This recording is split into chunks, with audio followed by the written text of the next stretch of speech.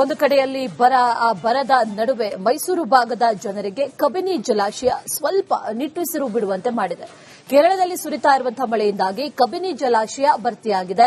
ನಾಲೆಗಳಿಗೆ ನೀರನ್ನು ಹರಿಸಲಾಗ್ತಾ ಇದೆ. ಆದರೆ ಇದೇ ನೆಪ ಇಟ್ಟುಕೊಂಡು ತಮಿಳುನಾಡು ಸರ್ಕಾರ ಕರ್ನಾಟಕದ ಮೇಲೆ ಒತ್ತಡ ಹೇರ್ತಾ ಇದೆಯಾ ಅನ್ನುವಂತಹ ದೊಡ್ಡ ಅನುಮಾನ ಕೂಡ ಈ ಸಂದರ್ಭದಲ್ಲಿ ಮೂಡಿದೆ. ಆ ಕುರಿತಾದಂತಹ ಒಂದು ವಿಶೇಷ ವರದಿ ಇದೆ, ನೋಡ್ಕೊಂಬನ್ನಿ.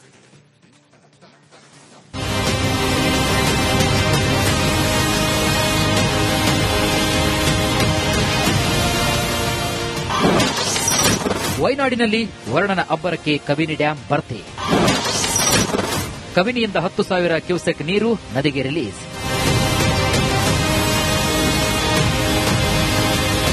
ಕರ್ನಾಟಕದ ಬಹುತೇಕ ಭಾಗಗಳಲ್ಲಿ ಮುಂಗಾರು ಮಳೆ ಕ್ಷೀಣಿಸಿದ್ದು ಕೃಷಿಕರು ಆಕಾಶದ ಕಡೆಗೆ ಮುಖ ಮಾಡುವಂತಾಗಿದೆ. ಆದರೆ ಕೇರಳದ ವಯನಾಡು ಹಾಗೂ ಬಾಣಾಸುರ ಸಾಗರ ಭಾಗದಲ್ಲಿ ಸುರಿತಾ ಇರುವಂತಹ ಮಳೆಯಿಂದಾಗಿ ಕಬಿನಿ ಜಲಾಶಯಕ್ಕೆ ಭಾರೀ ಪ್ರಮಾಣದ ಒಳಹರಿವು ಹರಿದು ಬರ್ತಾ ಇದೆ.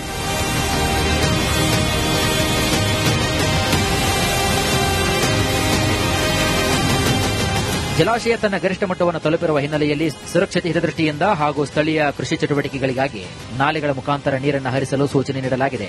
ಇದು ಮೈಸೂರು ಮತ್ತು ಚಾಮರಾಜನಗರ ಭಾಗದ ರೈತರಲ್ಲಿ ಕೊಂಚ ಸಂತಸವನ್ನು ತಂದಿರುವಂತದ್ದು.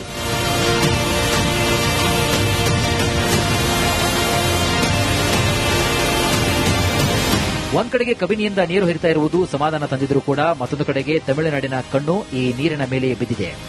ಕೆಆರ್ಎಸ್ ಜಲಾಶಯದಲ್ಲಿ ಇನ್ನೂ ಸಂಪೂರ್ಣ ನೀರು ಶೇಖರಣೆಯಾಗಿಲ್ಲ. ರಾಜ್ಯದ ಇತರ ಭಾಗಗಳಲ್ಲಿ ನೀರಿನ ತೀವ್ರ ಕ್ಷಾಮವಿದೆ. ಹೀಗಿದ್ರೂ ಕಬಿನಿ ತುಂಬಿ ಹರಿತಾ ಇರುವುದನ್ನೇ ನೆಪವಾಗಿಟ್ಟುಕೊಂಡು ಕಾವೇರಿ ನೀರು ನಿರ್ವಹಣಾ ಪ್ರಾಧಿಕಾರಕ್ಕೆ ದೂರು ನೀಡಿ ತನ್ನ ಪಾಲಿನ ನೀರನ್ನ ತಕ್ಷಣವೇ ಬಿಡುಗಡೆ ಮಾಡುವಂತೆ ತಮಿಳುನಾಡು ಸರ್ಕಾರ ಸಿಎಂ ಡಿಕೆ ಶಿವಕುಮಾರ್ ಮೇಲೆ ರಾಜಕೀಯ ಒತ್ತಡವನ್ನು ಹೇರ್ತಾ ಇದೆಯಾ ಎಂಬ ಆತಂಕ ರೈತ ವಲಯದಲ್ಲಿ ಮೂಡಿದೆ.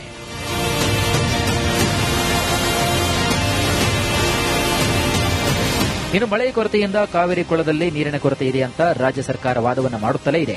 ಹೀಗಿರುವಾಗ ಕೇರಳದಲ್ಲಿ ಸುರಿದ ಮಳೆಯಿಂದ ಕಬಿನಿ ಡ್ಯಾಂಗೆ ಒಳಹರಿವು ಹೆಚ್ಚಾಗಿದೆ. ಹೀಗಾಗಿ ಕಾವೇರಿ ಕೊಳ್ಳದಲ್ಲಿ ನೀರಿದೆ ಅಂತ ತಮಿಳುನಾಡು ಮತ್ತೊಮ್ಮೆ ತಕರಾರು ಎತ್ತುವ ಸಾಧ್ಯತೆ ಕೂಡ ಇದೆ.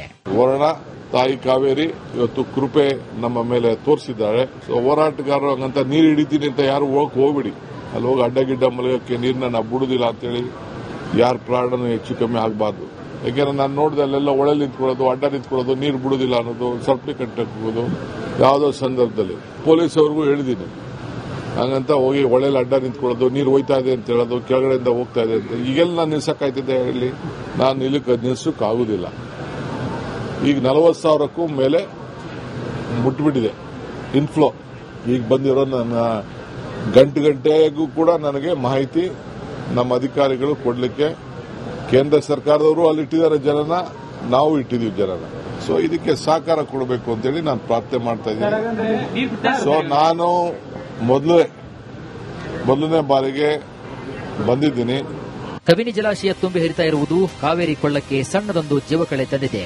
ಆದರೆ ತಮಿಳುನಾಡಿನ ಹಠಾತ್ ಒತ್ತಡ ಮತ್ತು ರಾಜಕೀಯ ತಂತ್ರಗಳಿಗೆ ನಮ್ಮ ಸರ್ಕಾರ ಹೇಗೆ ಉತ್ತರವನ್ನು ನೀಡಲಿದೆ ಹಾಗೂ ರಾಜ್ಯದ ರೈತರ ಹಿತಾಸಕ್ತಿಯನ್ನ ಹೇಗೆ ರಕ್ಷಣೆ ಮಾಡಲಿದೆ ಎಂಬುದನ್ನು ಕಾದು ನೋಡಬೇಕಾಗಿದೆ.